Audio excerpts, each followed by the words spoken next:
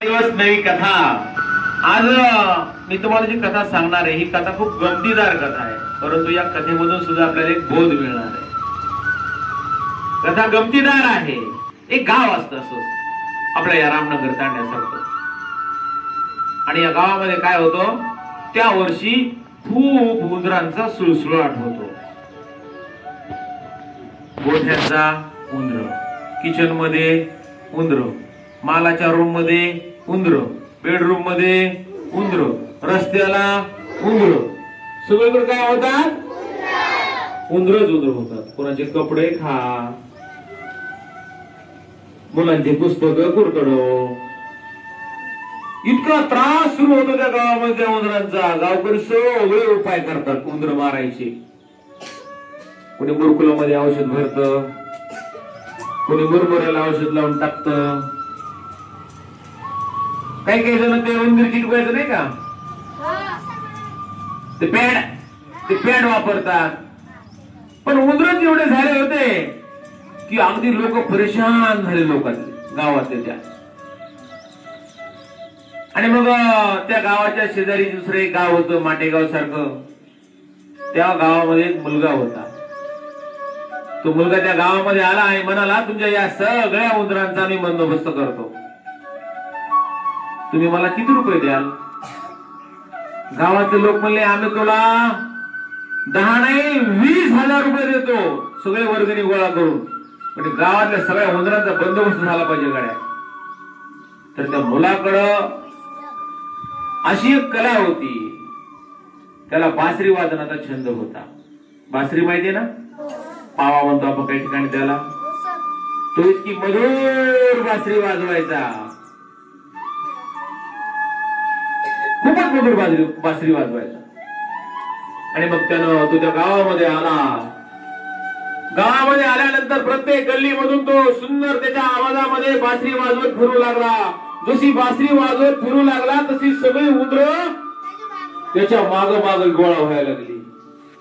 सगळ्या गल्लीमधून फिरला, सगळ्या गल्ली गोळातून, गावातून, मुख्य रस्त्यानं फिरला, आणि तो बासरी पुढे वाजवायचा, आणि त्याच्या माग गावातली सगळी उंदरं, जेवढी बिळा सांदीत घुसली होती ना, बेडरूम मधली, किचन रूम मधली, गोठ्यामधली सगळी उंदरं त्याच्या माग, कोणाच्या मागे आली, त्या मुलाच्या मागे आली। आणि मग तो मुलगा पुढे बासरी वाजवतोय, उंदरं त्याच्या पाठीमागे चालताय, सगळी फौज। आणि तो तशी सगळी फौज घेऊन कुठे गेला, नदीला गेला। कुठे गेला,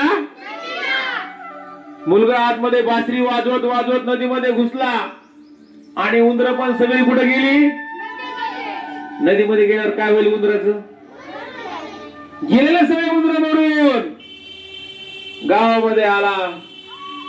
गावातल्या लोकांना म्हणाला, बघा आता मी तर सगळी उंदरं मारली, तुम्ही म्हणाले होते ना 20,000 रुपये द्या माझे 20,000 रुपये। आता त्या गावातले लोक जरा भामटे होते ना, बदलले ते म्हणले, कशाचे पैसे, पैसे विषय काय नाही म्हणले।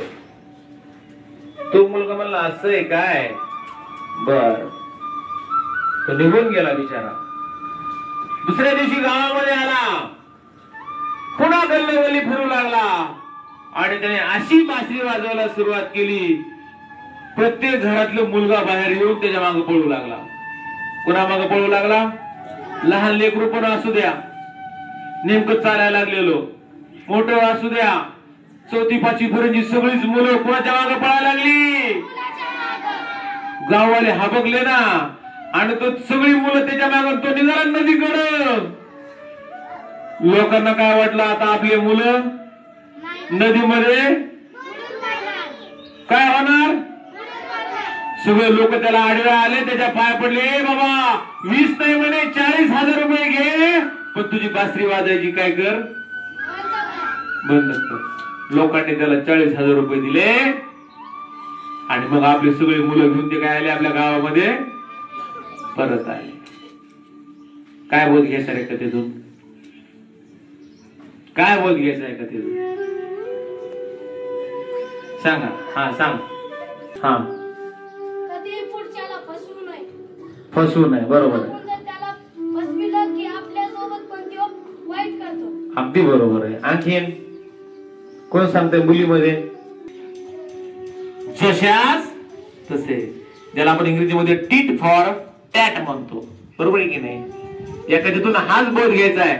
आपल्याकडे एखाद्यानं काम केलं तर आपण त्याच्या कामाचा मोबदला त्याला व्यवस्थित दिला पाहिजे, नाहीतर मग तो जशास तसं वागतो. ठीक आहे. खूप खूप धन्यवाद.